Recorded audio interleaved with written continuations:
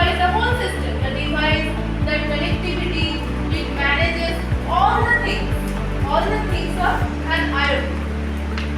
Actually,